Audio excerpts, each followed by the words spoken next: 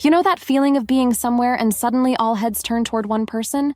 It's not because she's wearing the most expensive dress or has the most perfect hair. It's something more subtle, more magnetic. It's pure elegance emanating from every gesture she makes. I'm Carol, I'm 39 years old, I love beauty and detest vulgarity. And today we're going to discover together the 10 social gestures that separate a truly elegant woman from those who only appear to be. Because elegance isn't about external appearance, it's about how you behave, how you move, and how you make others feel in your presence. Before we continue, if you want to transform your elegance into something profitable and have more success in life, subscribe to the channel, activate notifications, and leave your like. And if you're planning to travel and want to be an elegant and sophisticated traveler, don't miss my ebook, Be Elegant When Traveling: Global Etiquette for the Sophisticated Traveler. The link is in the first pinned comment. Have you ever noticed how some women can command an entire room without even raising their voice? It's as if they have a secret elegance manual that the rest of us didn't receive. Spoiler, this manual exists, and today I'm going to share it with you. And look, I wasn't born knowing this. When I was younger, I was popular, yes, but I confess I wasn't always nice. Sometimes I used my popularity in, let's say, questionable ways.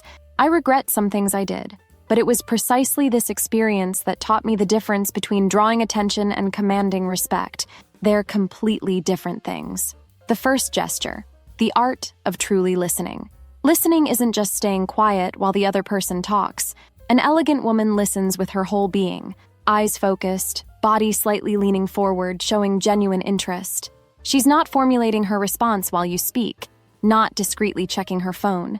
I learned this the hard way.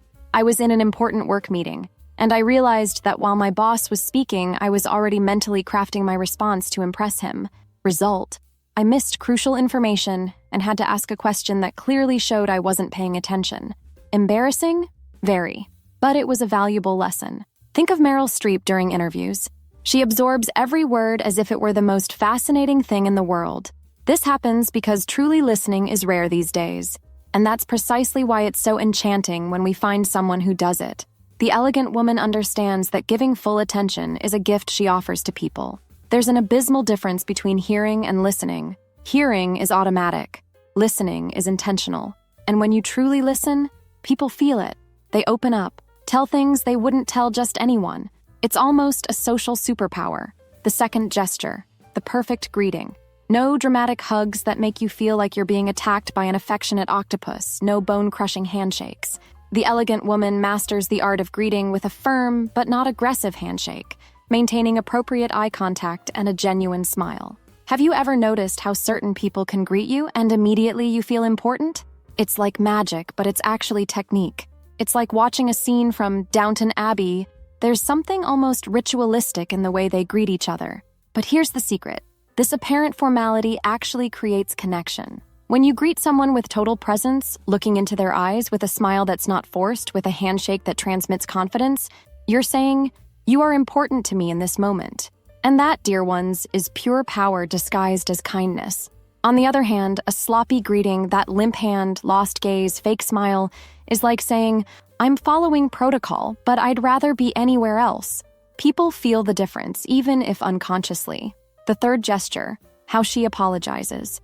Apologizing without dramatization is a sign of emotional sophistication. The elegant woman doesn't make theater when she makes mistakes. She acknowledges the error with serenity, apologizes sincerely, and moves forward.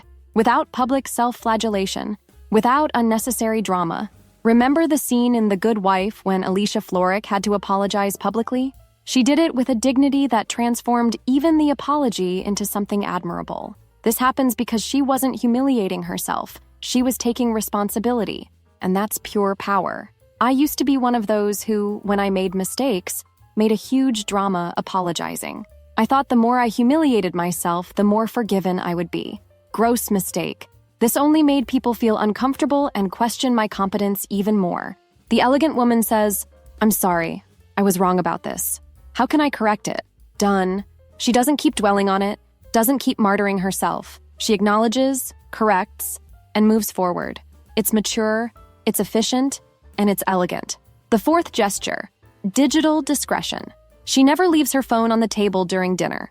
doesn't interrupt conversations to check messages, doesn't record stories in environments where common sense says luxury is privacy. In a world where everyone is addicted to screens, the elegant woman understands that total presence is the new luxury.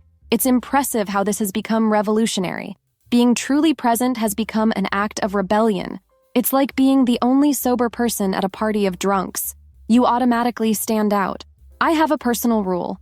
When I'm talking to someone, my phone stays on silent mode and out of sight. You have no idea how this changes the quality of conversations. People feel valued, respected. And when someone chooses to invest time and effort to talk to you, respecting that shows genuine class. Have you noticed how irritating it is when you're telling something important and the person keeps checking WhatsApp? It's like a polite slap in the face. The elegant woman understands that dividing attention is giving no attention at all. The fifth gesture, strategic withdrawal. Here's one nobody teaches in etiquette classes: how to exit a conversation elegantly. The sophisticated woman never gets trapped in conversations that don't interest her out of excessive politeness. She masters the art of strategic withdrawal with a gentle smile and a polite excuse. How many times have you been trapped in a conversation that was sucking your energy just because you didn't know how to exit? I've already lost precious hours of my life listening about the troubled love life of people I barely know, just because I didn't know how to withdraw elegantly. It's like watching a chess player. Every move is calculated, but seems completely natural. She says something like, "It was a pleasure talking to you. Now I need to greet the hostess," and glides away like an elegant mermaid. The trick is to leave before the conversation becomes uncomfortable for you, and do it in a way that makes the other person feel good about the interaction they had. It's a social skill worth its weight in gold. The sixth gesture, voice control. The refined woman speaks low enough to be heard only by those nearby, but loud enough not to seem submissive. She avoids swear words, exaggerated slang, and that childish tone some women use when they want to seem cute. People, I hate when they curse around me. And it's not being fussy, it's really a matter of elegance. A sophisticated woman can express frustration, anger, joy, any emotion, without needing vulgar language. Have you noticed how Cate Blanchett speaks? Every word comes out as if it were hand-selected. There's something hypnotic about the way she modulates her voice. An elegant woman can transmit her message without needing to shout or use bar language. She's too sophisticated for that.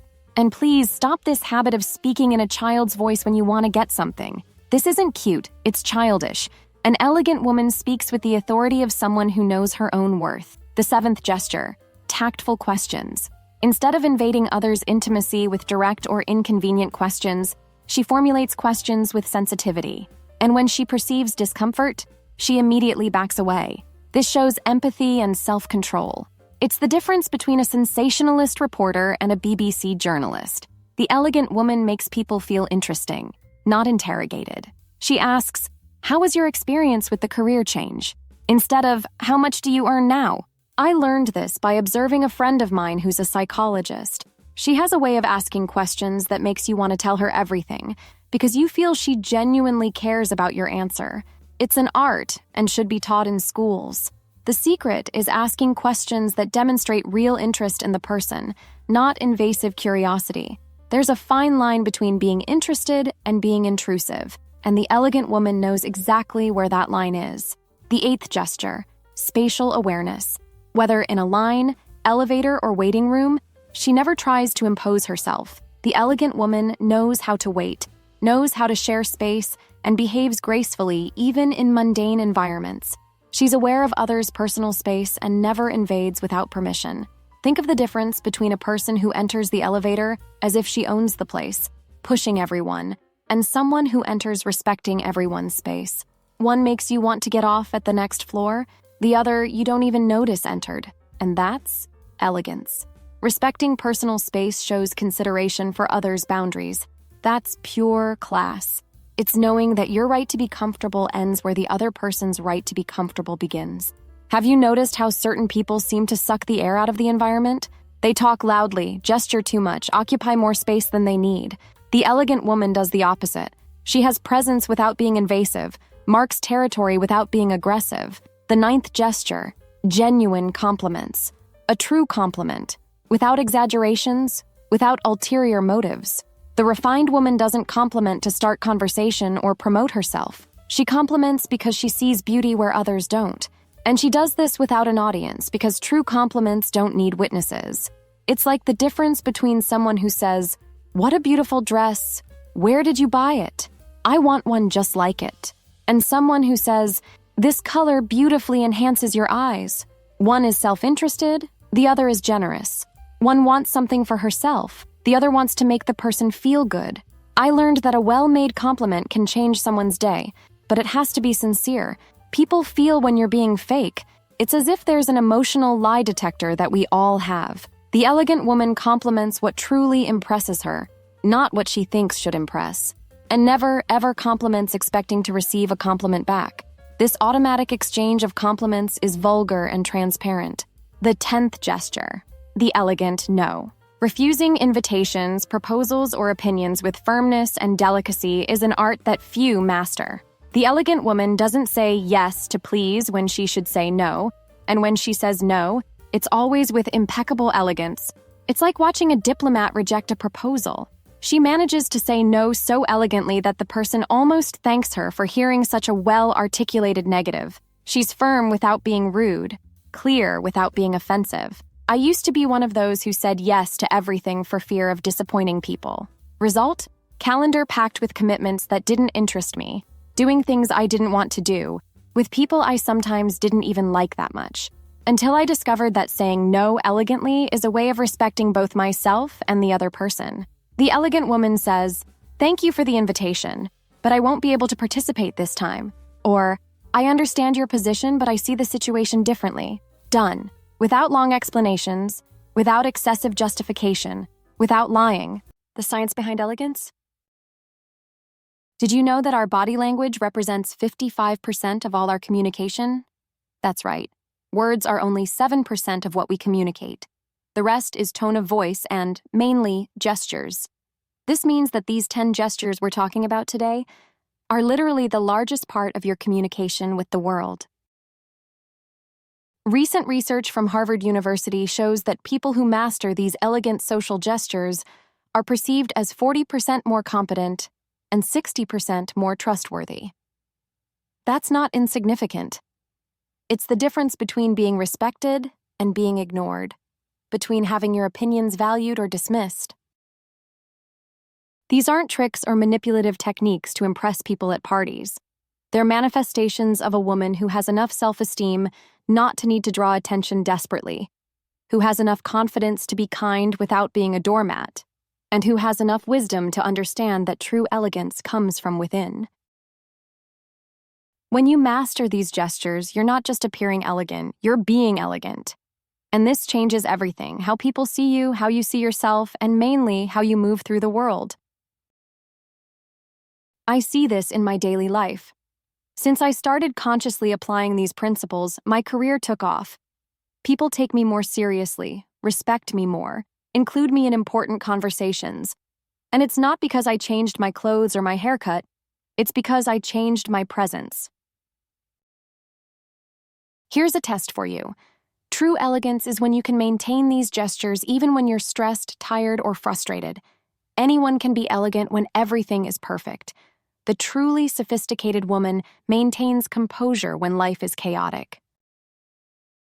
It's easy to listen attentively when you're rested and the conversation is interesting. The challenge is doing this when you have a headache and the person is telling for the 5th time the same story about her cat. That's where the wheat is separated from the chaff. The profitable elegance I talk so much about here on the channel starts exactly with these apparently small details. Because when you behave like a woman of value, the world treats you like a woman of value. Do you think it's a coincidence that elegant women generally have access to better opportunities? It's not luck, it's consequence. Elegance opens doors because it transmits competence, reliability, and class. 3 qualities that any intelligent person wants around. In the corporate world, 2 candidates with similar qualifications. Which one do you think will get the promotion? The one who shouts on the phone, interrupts meetings, and can't give a sincere compliment? Or the one who masters these 10 gestures we discussed today? How to start today. Choose one of these gestures, just one, and practice it for a week. Don't try to change everything at once because you'll end up looking like robots. True elegance needs to be natural, needs to come from within. If you're one of those who always check their phone during conversations, start there. Next week, focus on truly listening.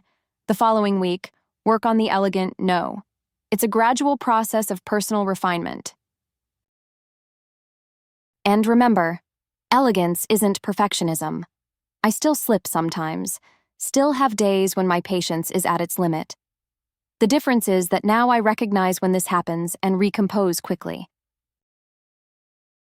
Now tell me, which of these gestures do you already practice naturally? And which one do you think you need to develop more? What was the most embarrassing situation you've been through for not knowing how to behave elegantly? Leave your comment and let's talk about it. I read them all and respond whenever I can. And if you have a friend who's going through a phase of personal transformation, share this video with her. Sometimes a small elegant push is all we need. And if you want to continue this conversation about transformative elegance, subscribe to the channel, activate notifications, and share this video with a friend who also wants to elevate her level of sophistication. Until the next video, and remember, elegance isn't a birthright privilege, it's a daily choice, and each of you has the power to make this choice today. A kiss and see you next time.